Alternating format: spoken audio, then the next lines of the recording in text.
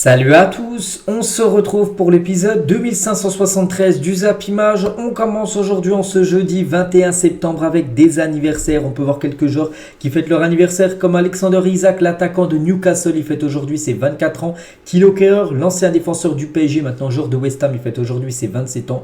Ou par exemple, il y a Ante Rebic, l'ancien joueur de l'AC Milan, maintenant joueur du Beşiktaş, il fête aujourd'hui ses 30 ans.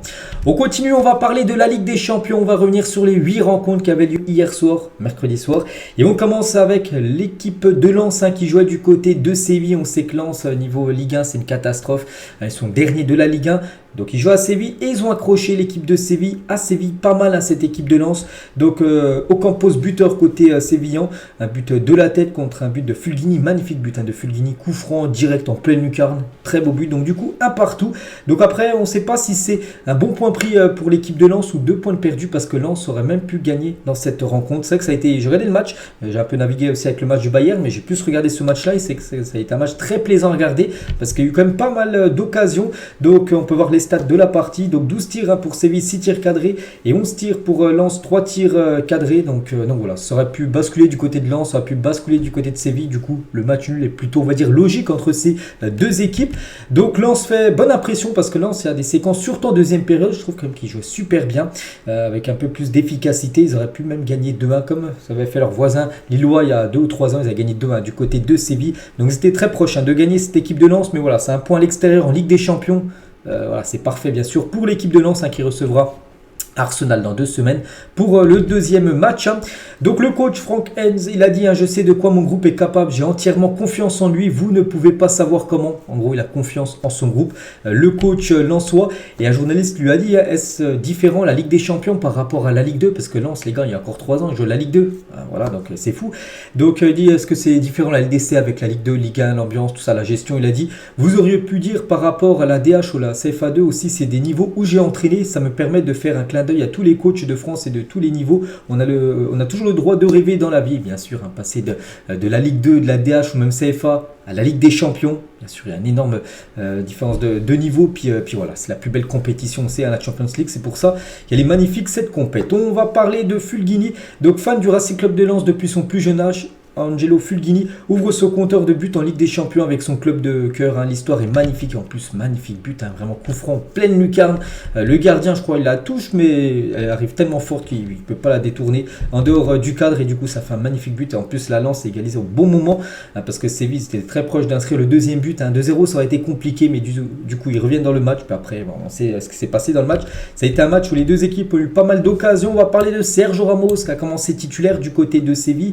Donc, il a disputé sa 18e saison de sa carrière en Ligue des Champions, cette fois avec le FC Séville. Donc il a joué avec le PSG, il a joué beaucoup avec le Real Madrid et déjà 18e saison d'affilée en LDC pour Sergio Ramos qui a fait plutôt un bon match quand même. Sergio Ramos, il devait prendre Eli Wahi qui est beaucoup plus jeune que lui. Vous voyez, il a 20 ans, Ramos il a 38 ans et il a très bien géré. Ramos, il aurait même pu marquer un but de la tête à Ramos sur les coups de pied arrêtés, où on sait qu'il est toujours très fort dans le secteur aérien. Donc très très beau match bien sûr pour SR4.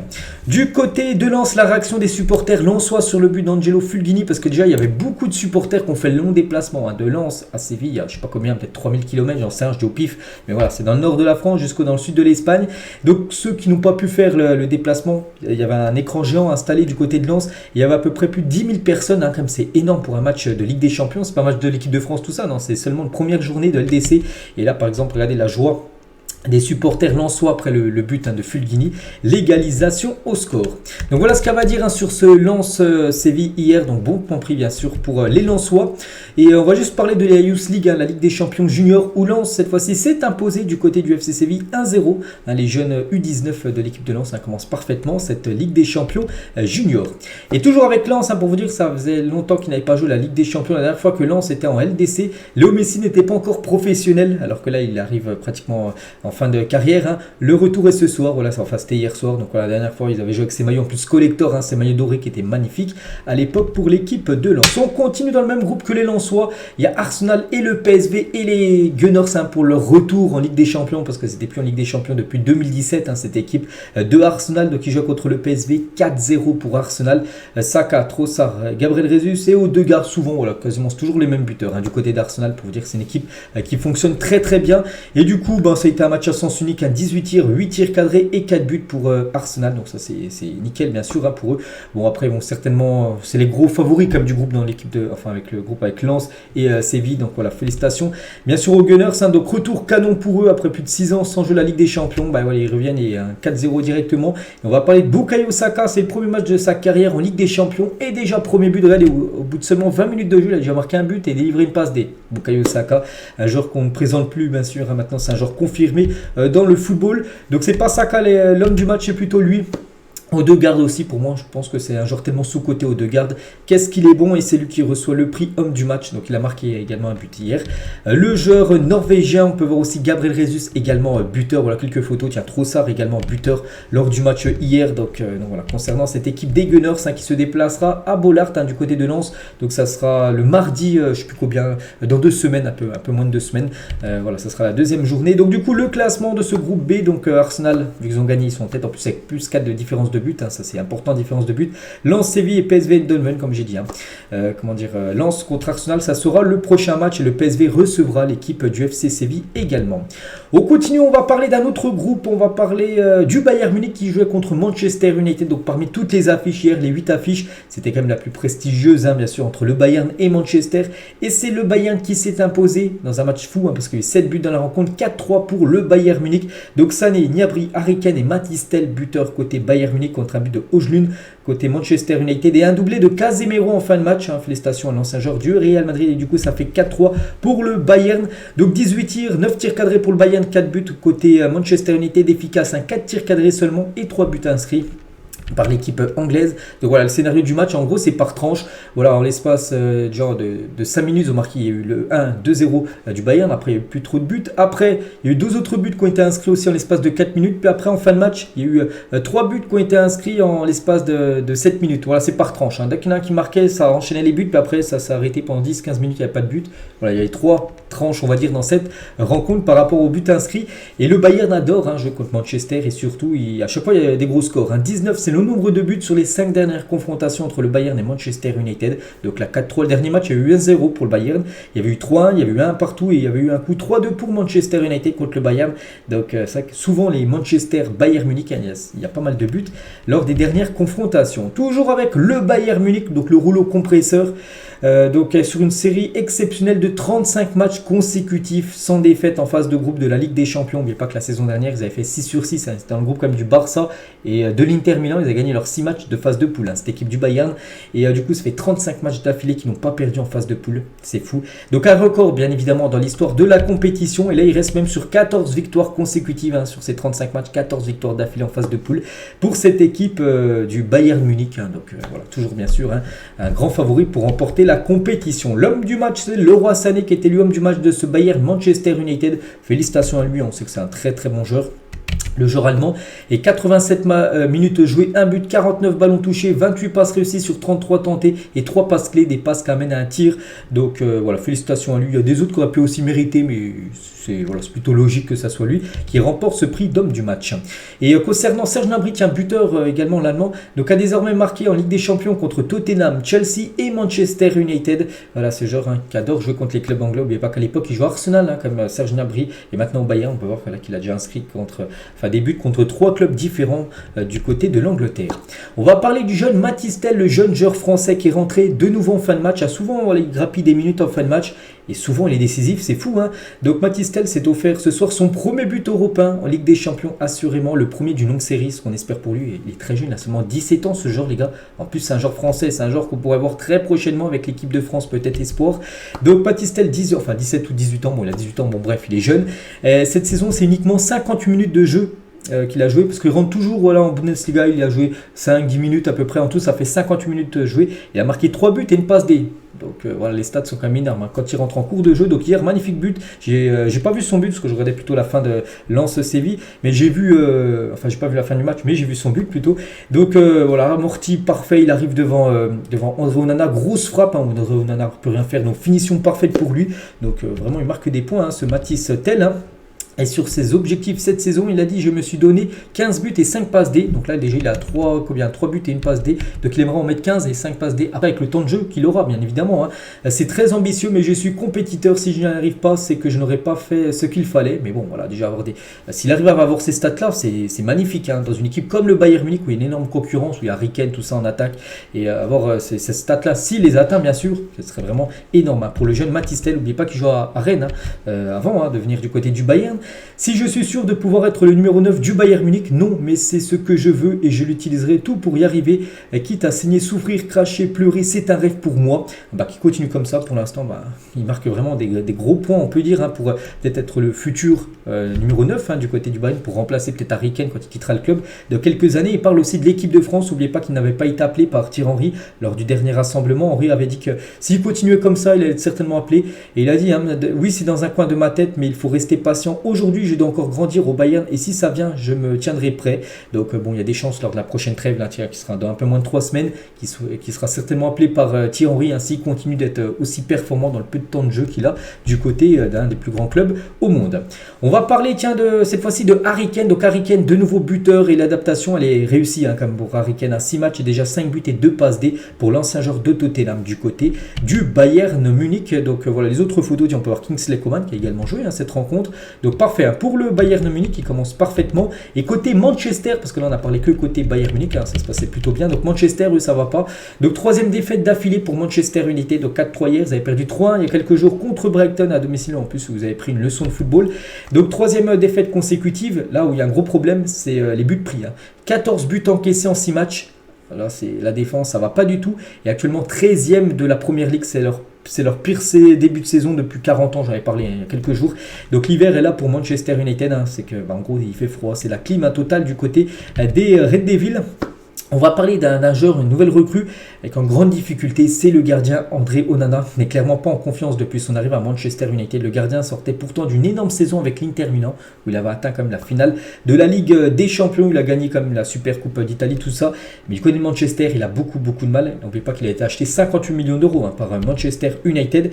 Et c'est vrai qu'hier, sur le premier but du match, énorme boulette. En plus, je regardais à ce moment-là le match, frappe tranquille de Leroy Sané, on fait une frappe, mais voilà. Je pense que même moi je l'arrête. Bon, après il fait une boulette. Bon, c'est comme ça, bien sûr. Ça arrive de temps en temps pour les gardiens.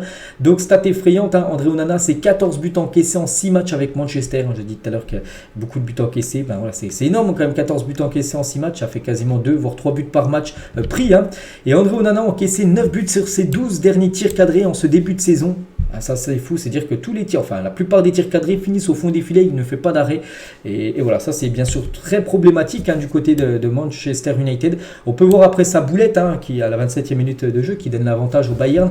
Il était dépité, il reste au moins une vingtaine de secondes comme ça, visage au sol bien sûr, parce qu'il savait qu'il a fait une énorme bourde. Donc il y a déjà des montages les gars sur Twitter, par exemple sur le lit, pareil on lit dans une cellule ou même à la plage. Bon, voilà, c'était bien sûr quelques photos marrante, mais bon, on peut voir qu'il était pas très en train de rigoler à la fin du match. Bien sûr, il était dépité. André Onana, 4 buts pris encore hier. Et après sa bourde face au Bayern, il l'avoue lui-même. Il le dit qu'il n'a pas fait un bon match. Cette erreur a été un coup de poignard. C'est mon erreur qui a permis au Bayern de gagner ce match. Nous sommes de grands garçons. Il faut savoir assumer cette défaite. Je suis le seul responsable. Il le dit. Il le sait. De toute façon, ce qu'il a fait hier. Il a dit je dois en tirer les leçons. J'ai beaucoup à prouver car mes débuts à Manchester ne sont pas très bons. C'est vrai. 14 buts encaissés en 6 matchs. Non, oui, pour l'instant, il n'a pas le niveau qu'il avait, le niveau qu'il montrait la saison dernière du côté de l'Inter Milan. Toujours sur ce Bayern Manchester, on va parler de Højlund, l'attaquant danois qui marque son premier but pour Manchester United. J'ai dit doublé de Casemiro et but de Højlund, c'est son premier but tout simplement du côté de Manchester United. Donc voilà ce qu'il y a à dire sur cette grosse affiche historique entre le Bayern et Manchester. On continue avec l'autre groupe, dans l'autre match dans le groupe, le Galatasaray contre Copenhague, score final 2 partout. Donc Copenhague menait 2-0 dans le match. Ils ont, Galatasaray a su revenir, ils ont pris un rouge, Copenhague à la 73 73e minute de jeu. Et le Galatasaray, coup sur coup, ils ont su égaliser. Et ils prennent un point, même s'ils leur ambition c'était plutôt de gagner le match, surtout que c'est un groupe relevé avec le Bayern et Manchester. Donc les stats de la partie, donc j'ai pas regardé le match, c'était à 18h45, j'ai plutôt regardé le Real Madrid hier, avant bien sûr les matchs de 21h. Et c'est que coup sur coup, ils perdaient 2-0 à la 85e minute, à la 88e, il y avait 2-2. Donc Bowen et Tété ont été les deux buteurs. Et concernant Tété, c'est lui qui a été élu homme du match de ce Galatasaray Copenhague. Tété, c'est un ancien joueur par exemple de Leicester ou même de l'Olympique lyonnais. Et le gardien de Copenhague, Kamil Grabara, a qualifié le stade du Galatasaray de Trouara sur Instagram. Voilà, c'est ce qu'il a mis. Donc je pense qu'il va recevoir pas mal d'insultes par rapport à ce qu'il a pu mettre sur son compte Instagram. On continue avec ce groupe A. Donc du coup le classement, le Bayern, seule équipe à avoir gagné, donc ils sont en tête devant Copenhague. Après Copenhague, Galatasaray, Manchester en dernière position. Donc concernant ce classement de ce groupe A. On continue, on va parler cette fois-ci du Real Madrid qui joue contre Union Berlin. Donc le Real Madrid a beaucoup tenté. Beaucoup ils tentaient, ils n'arrivaient pas à marquer. Et la lueur d'espoir est venue de Jude Bellingham. Comme souvent ce début de saison à la 90 plus 4 minutes de temps additionnel. Il restait plus rien les gars. Il restait vraiment 20 secondes à jouer et Bellingham dans une action de flipper où le ballon allait un peu partout. Après il a juste à la pousser au fond. Le gardien a été battu et du coup ça fait but. Il était là au bon moment tout simplement. Donc voilà, et surtout bon endroit il était là. Jude Bellingham et du coup ça fait un 0 pour le Real pour vous dire que ça a été un match à sens unique. Regardez-moi ces statistiques. 72% de possession de balle pour le Real Madrid. 31 tirs, c'est énorme. 31 tirs, 7 tirs cadrés, 1 but. Le gardien d'Union Berlin réalisait le match de sa vie avec 6 arrêts décisifs. Et du coup ils prennent ce but en toute fin de match Union Berlin. Donc eux, ils n'ont même pas fait une frappe cadrée. Union Berlin, pour dire, ça a été très compliqué. C'était leur premier match de leur histoire en Ligue des Champions. Ils jouent en plus contre le club historique de la LDC, le Real Madrid. Ils ont failli accrocher le Real, mais ça n'a pas suffi. Avec ce but à encaisser, et bien sûr, c'est Bellingham, évidemment, qui permet au Real Madrid de prendre ses 3 premiers points sur cette nouvelle saison. Et déjà 6 buts marqués pour Bellingham depuis son arrivée. Et beaucoup de buts victorieux, c'est-à-dire des buts qui amènent à la victoire, où c'était peut-être match nul, puis c'est grâce à son but qu'il gagne. Il a déjà été buteur hier, puis même les matchs de Liga, il y a souvent des buts très importants qu'il a marqués, des buts qui ont donné 3 points à l'équipe, donc incroyable bien sûr la recrue. Jude Bellingham, et c'est bien évidemment lui qui a été élu homme du match après ce Real Madrid. Union Berlin, je pense qu'il n'aurait pas marqué, ça n'aurait pas été lui, ça aurait été certainement le gardien d'Union Berlin qui aurait reçu ce trophée du genre du match. Vous ne réalisez pas la taille du Real Madrid tant que vous n'en faites pas partie, voilà ce qu'il a pu dire à la fin du match. Donc il a reçu encore une ovation de la part du public madrilène à la fin du match. Et on peut voir toujours avec sa célébration à Jude Bellingham, toujours quand il ouvre ses bras. Et voilà, c'est sa célébration qu'il fait. On peut voir le public du Bernabéu en train de reproduire la célébration du numéro 5 du Real Madrid. Aurélien Tchouaméni, donc il a joué, un journaliste lui a dit, Ancelotti a dit que Manchester City est le favori de la Ligue des Champions. Et Tchouaméni il a dit, le coach a dit ça, je dois lui parler parce que pour lui, il dit que c'est pas City les favoris. Peut-être qu'il considère que le Real Madrid, c'est vrai que après moi je mets quand même City au-dessus, après le Real Madrid peut-être en deuxième position avec d'autres clubs, mais pour moi les grands favoris restent comme Manchester City au vu de ce qui montre quand même ces derniers temps. Arda Güler assistait à la victoire des siens depuis les tribunes, il était présent. Arda Güler, n'oubliez pas que c'est un jeune joueur turc qui n'a toujours pas joué avec le Real. Il devrait être de retour lundi à l'entraînement, ça c'est une bonne nouvelle, on pourra peut-être le voir dès mercredi prochain parce que le Real joue contre Las Palmas mercredi prochain à 19h et il pourrait être de la partie Arda Güler, lui qui est blessé depuis quasiment un mois et demi. Concernant l'équipe de Union Berlin, donc ils étaient très très proches d'accrocher le Real Madrid. Donc ils étaient à quelques secondes de marquer un point au Bernabéu lors de son tout premier match en Ligue des Champions, brutal parce que ils prennent ce but, je l'ai dit, en toute fin de match. Donc là c'est le pire moment parce que tu peux pas réagir tout ça.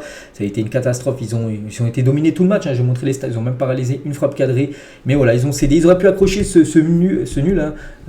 Valeureux, ils auraient pu avoir ça, mais non, ça n'a pas suffi. Magnifique maillot quand même pour cette équipe de Union Berlin où joue par exemple Bonucci ou même Kevin Volland, l'ancien monégasque qui a signé là-bas. Et il y avait beaucoup de supporters de Union Berlin qui ont fait le déplacement entre Berlin et Madrid, donc les deux capitales. Donc plus de 4000 supporters allemands étaient présents dans la capitale espagnole bien sûr pour soutenir leur équipe. Et des nouvelles de Lucas Touzard, ancien joueur de Lyon. Donc il jouait du côté du Hertha la saison dernière. Le Hertha a descendu en deuxième division, donc lui il est parti du Hertha au Union Berlin, donc le club rival on va dire du Hertha Berlin. Donc il a joué au bout de 40 secondes de jeu hier, il a déjà pris un carton jaune contre l'équipe du Real, donc c'était sur une faute sur Luka Modric. Et concernant les joueurs de Union Berlin, regardez les notes qu'ils ont eues sur une application, à part le gardien qui a réalisé un très très gros match, tous les autres ont des notes en rouge. C'est vrai que ça a été très très compliqué pour cette équipe de Union Berlin, cette première en Ligue des Champions. On continue dans l'autre groupe du Real Madrid. Il y avait Braga contre l'équipe du Napoli et Naples réalise une très bonne opération s'imposant 2-1 du côté de cette équipe piège, l'équipe de Braga. Donc Di Lorenzo buteur et un but contre son camp contre un but de Bruma pour l'équipe de Braga. Du coup, belle opération pour Naples et ça va ramener un petit peu une bouffée d'oxygène pour Rudy Garcia parce que s'il y aurait une contre-performance, Rudy Garcia aurait pu être licencié du côté de Naples et du coup avec cette victoire, il y a un peu plus de chances de rester en place. L'homme du match, les gars, c'est Victor Osimhen. Il n'a pas marqué, mais il a été très bon dans le jeu. Donc, c'est pour ça que c'est lui, logiquement, qui remporte ce prix d'homme du match. Du coup, le classement, donc Naples en tête devant le Real Madrid, Union Berlin et Braga aux 3 et 4e position. Donc, voilà, concernant ce groupe, il ne reste plus qu'un groupe à parler. Tout d'abord, la Real Sociedad qui recevait l'Inter Milan, dernier finaliste de la dernière Ligue des Champions, finale. Donc, Mendes, buteur côté Real Sociedad, contre un but de Lautaro Martinez qui accroche le match nul en toute fin de match à la 87e minute de jeu. Du coup, partage des points entre ces deux équipes. On peut voir que la Real Sociedad a beaucoup gêné l'Inter. L'Inter, c'est seulement 5 tirs, seulement une frappe cadrée dans le match, le but de Lautaro Martinez. Sinon, ils auraient perdu, ils auraient même dû perdre d'après les stats. Et la Real Sociedad, donc dommage, ils auraient pu bien sûr battre cette équipe de l'Inter Milan. Et concernant Sanchez, donc il a fait son retour à l'Inter Milan. Il a joué ses premières minutes. Donc on peut voir qu'il est entré en jeu à la 69e minute de jeu. Il a remplacé Mkhitaryan. C'est vrai qu'il n'avait toujours pas joué. Je regardais ses derniers matchs. Donc Inter AC Milan, la victoire 5-1, il était sur le banc. Et ensuite, il a joué avec le Chili. Et sinon, Inter Fiorentina, Cagliari, Inter, il n'était pas dans l'équipe. Voilà, le dernier match non club, c'était avec Marseille. C'était la saison dernière contre l'AS Ajaccio. Donc voilà, c'est ses premières minutes, ses 22 premières minutes pour Alexis Sanchez du côté de l'Inter Milan. Et pour finir, le dernier match hier, c'était le Benfica contre Salzbourg. Et c'est Salzbourg qui s'est imposé 2-0 du côté du Benfica, Simic et Gluck. Les deux buteurs côté Salzbourg. Donc à noter que André Silva prend un carton rouge côté Benfica, la 13e minute de jeu, ce qui a pénalisé totalement cette équipe du Benfica qui a dû jouer une bonne partie du match avec un joueur en moins. C'est pour ça que ça a été très très compliqué après de rivaliser. Pourtant ils ont bien rivalisé à niveau stade. Bon, j'ai pas vu le match, mais bon, les stats quand même 7 tirs cadrés pour le Benfica, quasiment avec un joueur en moins. Mais bon, Salzbourg a été plus efficace. Et voilà, Silva, les gars, il a pris ce rouge sur une... je sais pas trop ce qu'il a fait, mais bon, j'ai l'impression qu'il touche le ballon de la main alors que le ballon allait franchir la ligne. Et du coup, ça fait carton rouge direct pour le défenseur Antonio Silva. Et en parlant de Salzbourg, les gars, magnifique opération quand même pour Salzbourg. N'oubliez pas que le PSG la saison dernière avait fait un partout au Benfica. Ils n'avaient pas réussi à gagner. Salzbourg ont gagné. Et c'est l'équipe la plus jeune de la Ligue des Champions, avec une moyenne d'âge de seulement 21 ans et 183 jours. Je ne sais pas si vous réalisez, c'est très très jeune. Donc le joueur le plus âgé du 11 titulaire du côté de cette équipe de Salzbourg, c'est Alexander Schlager, le gardien de but de 27 ans, 7 mois et 19 jours. Sinon la moyenne d'âge c'est 21 ans. Voilà, parmi toutes les équipes qui ont joué en Ligue des Champions cette saison, ceux qui ont la moyenne d'âge la plus basse. Donc voilà les gars, tous les résultats de cette journée, deuxième tranche de match sur la première journée de Ligue des Champions. Donc on a parlé des 8 résultats. Donc est-ce qu'il y a des surprises? Non, je regarde, Naples a gagné, l'Inter, non l'Inter parce qu'ils ont fait match. Non, il n'y a pas de surprise, quasiment tous les gros ont gagné, par peut-être le Benfica, parce qu'on pensait peut-être que le Benfica aurait pu gagner bien sûr contre l'équipe de Salzbourg. Du coup, niveau classement, ça donne quoi? Donc les équipes qui ont gagné sont devant, les équipes qui ont perdu sont derrière, c'est seulement la première journée. Donc voilà, pour l'instant c'est bien parti pour le PSG, Naples, Arsenal ou même le Bayern Munich ou même le FC Barcelone qui a réalisé le gros carton bien sûr de cette première journée avec une victoire 5-0. Les joueurs nommés pour être élus meilleurs joueurs de cette semaine en Ligue des Champions entre Bellingham, Félix, Odegaard et Galeno. Donc je pense qu'il y aura de fortes chances que ça soit Félix avec son doublé et sa passe D contre l'équipe de Antwerp. Forte chance que ça soit lui. Après, même les autres méritent, mais bon, je pense que ça sera Félix qui sera l'heureux élu. Donc voilà ce qu'il va dire sur cette semaine de Ligue des Champions. Je parlais de tous les matchs, tout ce qui s'est passé. Prochaine journée, les gars, ça sera dans 2 semaines. Voilà, on aura le temps d'en reparler d'ici là. On va parler d'un match aussi européen qui avait lieu hier. C'était entre Lille et Ljubljana. Et Lille s'est imposé 2-0 lors de cette première en Europa Conference League, parfait pour les Lillois. David et Yazici, les deux buteurs côté Lillois, on peut voir les stats, ils ont totalement dominé cette équipe qui a fini champion du championnat de Slovénie la saison dernière. Donc voilà, 17 tirs, 8 tirs cadrés, ils ont marqué 2 buts, ils auraient même pu en mettre beaucoup plus. Bon, après victoire, c'est ça le plus important pour Lille. Et surtout Lille, les gars, à domicile, c'est très fort. 22e match consécutif sans défaite pour le LOSC à domicile. C'est une forteresse vraiment très compliquée. Aller chercher des points là-bas. pour les équipes visiteuses.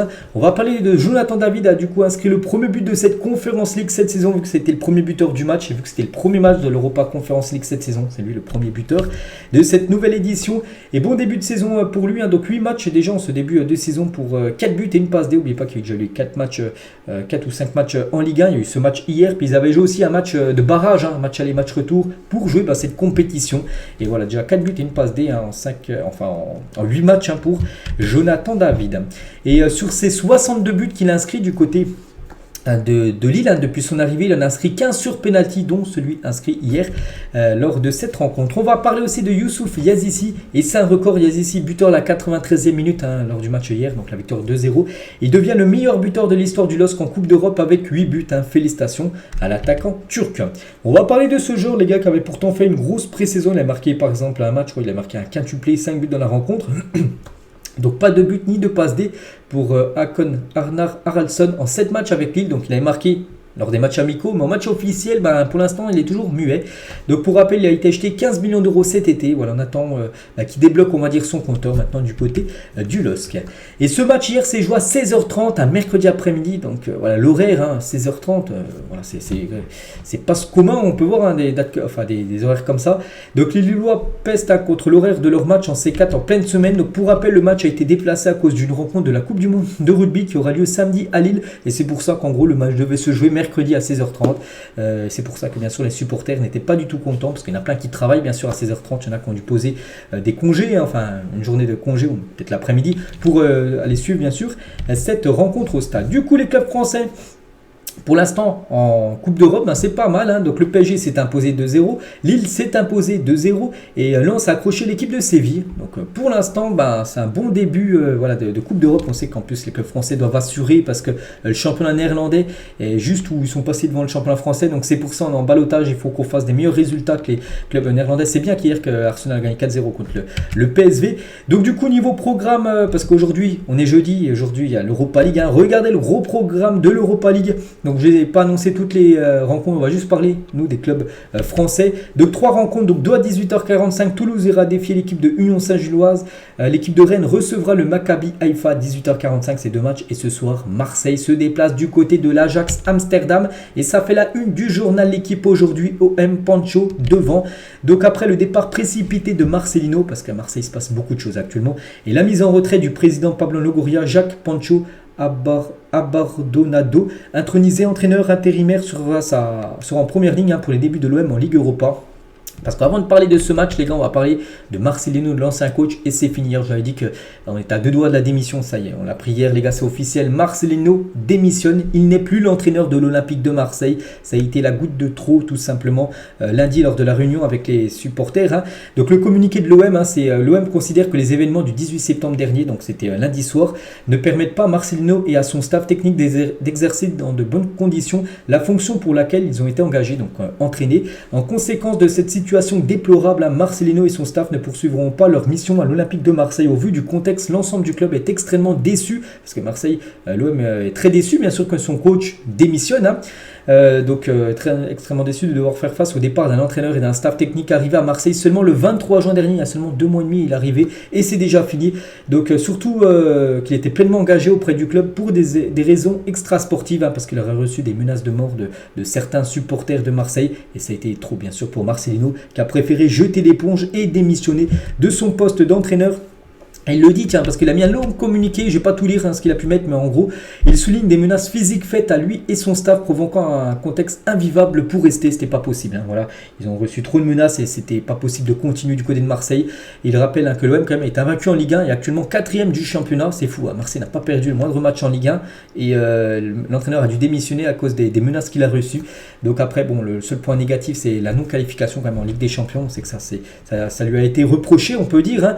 Donc voilà. Concernant Marcelino, et Longoria détaille la réunion qui a dérapé avec des supporters. Ce que je vous dis, lundi, les gars, il y avait une réunion qui était prévue depuis au moins 2-3 semaines entre quelques supporters de Marseille et la direction. Il a dit, j'ai pu parler 2 minutes lors de cette réunion lundi soir, puis on m'a coupé et ça a dérapé très vite. On nous a dit démissionner tous les 4, sinon c'est la guerre. Les limites ont été dépassées en 2023. Dirigeant de n'importe quel club ne peut pas subir ces menaces, je ne les accepte pas. Je n'ai pas eu peur, mais j'étais choqué. Je considère que ce n'est pas normal. Je n'avais pas le droit à la parole. Je n'étais pas le président du club dans cette réunion. Comment dialoguer quand quelqu'un veut te prouver sa supériorité? Donc voilà, c'était animé. On ne sait vraiment pas trop ce qui s'est dit, mais bon voilà. En gros, il a pratiquement pas pu en placer. Longoria, il a été menacé. On lui a très très mal parlé. Et voilà, c'est pour ça que Marcelino, qui était présent aussi pour cette réunion, il s'est demandé où il était. C'est pour ça qu'il a préféré quitter le club. Et Longoria a fait une révélation aussi choc sur Igor Tudor. La saison dernière, lors du premier match de championnat contre Reims, Igor m'a dit: je ne vais pas vous déranger, si je ne suis pas la bonne personne pour ce club, je pars, vous me donnez rien, je ne veux pas vous mettre en danger, c'est un très grand club, mais ces situations le rendent trop petit. Je l'ai défendu à mort, la saison s'est passée et on a commencé à changer plein de choses, parce que aussi on se souvient, Igor Tudor, quand il est arrivé, dès que son nom était annoncé du côté du Vélodrome, souvent il y avait des sifflets, tout ça, et il avait dit lors quasiment des premiers matchs, il a dit: si vraiment je suis pas la bonne personne, il ne faut pas hésiter, je peux démissionner, comme ça vous n'avez rien à payer, il n'y a pas d'indemnité de licenciement. Donc lui aussi il a reçu beaucoup de pression. Bon, il était resté, voilà, Igor Tudor, il n'avait pas démissionné, mais voilà, on peut voir que voilà, Marcelino, lui, il a fait le sens inverse, il a démissionné. Après on peut comprendre, on ne sait pas ce qu'il a pu avoir comme menace, donc voilà ce qu'il y a du côté de Marseille. Et Rachid Zeroual, le président des Souteneurs, qui était présent à cette réunion lundi, c'est peut-être lui les gars que c'était peut-être lui chaud entre lui et les dirigeants de l'OM. Donc il a dit: avec nous, il ne faut ni jouer ni trahir. J'ai toujours eu l'intelligence de savoir quand il fallait agir pour faire sauter les présidents. Donc voilà, lui il a beaucoup d'influence du côté de Marseille. C'est le président des supporters de l'Olympique de Marseille. Du coup, qui est le nouveau coach de l'OM? Et c'est officiel, c'est Jacques Abardonado. Donc lui il est au club depuis 2016, devient le coach intérimaire de Marseille. Donc lui il a fait pas mal de postes du côté de Marseille, mais jamais l'entraîneur de l'équipe A. Il a dit: j'ai connu tous les postes au club. Il a été peut-être directeur sportif, il a entraîné peut-être les jeunes, centre de formation, tout ça, mais jamais entraîneur de l'équipe première. Et il prend par intérim, après on ne sait jamais, peut-être ce sera lui officiellement l'entraîneur de Marseille, mais bon, pour ce soir, ce sera lui sur le banc. Il a dit: il ne manquait plus que cette fonction d'être l'entraîneur de l'équipe première. Je la prends avec beaucoup de plaisir. Il faut que je réponde présent. Je l'ai appris hier soir très tard par téléphone. Bon, c'était avant-hier. C'est une fierté pour moi de pouvoir représenter ce club. On fait appel à moi et j'essaie de répondre présent. Les joueurs sont prêts à jouer ce match contre l'Ajax. Ils savent son importance. On a des idées et vous les verrez ce soir. Voilà, parce que vu que c'est lui l'entraîneur, il a peut-être un schéma de jeu pour Marseille ce soir contre l'équipe de l'Ajax. N'oubliez pas que l'Ajax est également en crise totale. Ils font un début de saison catastrophique. Donc voilà ce qu'attend ce soir l'Olympique de Marseille dans un match très très chaud du côté de Amsterdam. Et Pierre-Emerick Aubameyang, donc lui aussi il a réagi par rapport à ça et surtout répond à la rumeur propagée par la Minute OM. En gros, c'est un Twitter qui relaye les infos concernant Marseille, selon laquelle il se poserait des questions sur son avenir. Donc voilà, la Minute OM m'a mis sur un Twitter: il y a certains joueurs qui se posent déjà des questions sur leur avenir à l'OM. Aubameyang et Kondogbia ont très mal pris ce qui s'est passé avec le changement d'entraîneur. Et Aubameyang a réagi, il a dit: commencez pas à mettre mon nom et inventer des histoires, s'il vous plaît, merci. Donc voilà, lui il est contre rester bien sûr à Marseille. Il n'y a pas du tout d'envie de départ d'Aubameyang, parce qu'il a réagi par rapport à ce tweet de la Minute OM. Donc voilà tout ce qu'il y avait à dire du côté de Marseille. Beaucoup de choses. Donc maintenant Marseille, ce soir il faut qu'il fasse le taf. Moi je soutiens les clubs à fond français, donc j'espère ce soir qu'ils feront un résultat. Un nul sera un bon résultat, une victoire serait parfaite bien sûr pour l'Olympique de Marseille. N'oubliez pas que Marseille dimanche prochain se déplace au Parc des Princes. Et il y a aussi la journée du côté de l'Europa Conference League avec le programme aujourd'hui jeudi. Regardez toutes ces rencontres. Donc il y a une équipe française, c'est Lille. On a déjà parlé de Lille vu que ça a été la seule équipe à avoir joué hier. Sinon tout le programme par là de quelques résultats demain. On ne va pas parler bien sûr de tous les matchs parce qu'il y a des équipes que je ne connais pas. Il y a aussi des matchs de championnat du côté de l'Arabie Saoudite aujourd'hui jeudi. Par exemple, l'équipe de Benzema Al-Ittihad joue à domicile contre Al-Fateh. L'équipe de Al-Hilal, l'équipe de Neymar, joue contre Damak. Où l'équipe de Al-Ettifaq, l'équipe qui est entraînée par Steven Gerrard, reçoit l'équipe de Al-Taï. Donc voilà, on peut voir les horaires aujourd'hui pour cette journée du Saudi Pro League. On parlera bien sûr des résultats demain. On part aussi aux États-Unis parce qu'il y avait un match la nuit dernière entre l'Inter Miami et Toronto. Et l'Inter Miami s'est imposé 4-0, parfait. Donc Messi a joué, bien sûr, ça fait plaisir. Mais Messi est sorti sur blessure. Donc tout d'abord, Jordi Alba a commencé titulaire. Il est sorti sur blessure à la 34e minute de jeu. Et 3 minutes après, à la 37e minute, c'est Léo Léo Messi, les gars, qui est sorti également sur blessure. Donc Messi a été remplacé à la 37e minute.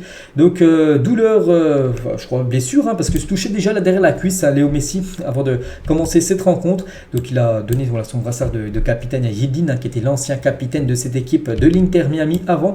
Donc voilà, en l'espace de 3 minutes, hein, comme l'Inter Miami a perdu 2 cadres, hein, Alba et Léo Messi. Et Messi est-il blessé? Tata Martino, donc le coach de l'Inter Miami, il a dit c'est une cicatrice d'une ancienne blessure qui le gênait. Je ne pense pas que ce soit une blessure musculaire, il faut attendre de voir. Hein. Et voilà, c'est mieux que ce soit pas une blessure musculaire, parce que musculaire c'est toujours long à se rétablir. En gros, c'est qu'il n'était pas encore rétabli de son ancienne blessure, d'après le coach de l'Inter Miami. Il n'y a aucune chance qu'il soit là dimanche, parce que le prochain match, il y a un match dimanche de championnat, il ne sera pas là. Nous verrons lors de la finale, parce que mercredi prochain, il y a une finale, hein, de l'Inter Miami. La finale de la, je sais plus c'est quoi, une compétition. Bref, ils jouent une finale. Et là, ils essaieront de voir s'il sera apte ou non pour jouer cette finale, Léo Messi, mercredi prochain. Mais pour le match de dimanche, il est officiellement forfait. Et pour toujours avec l'Inter Miami, avec cette victoire, les gars, 4-0. Donc ils remontent au classement, ils étaient 15e, hein, 15e sur 15. Maintenant, ils sont 13e, hein, de ce championnat de MLS. Et on finit avec ça. Donc voilà tout ce qu'il y avait à dire aujourd'hui du côté de l'Europe, un peu partout, même dans le monde. Donc j'espère que ça vous a plu. On se retrouve demain, bien sûr. On parlera de tous les résultats qui ont lieu aujourd'hui. Vous savez qu'il y a beaucoup de matchs aujourd'hui. Et moi, je vous laisse. J'espère que ça vous a plu et à demain.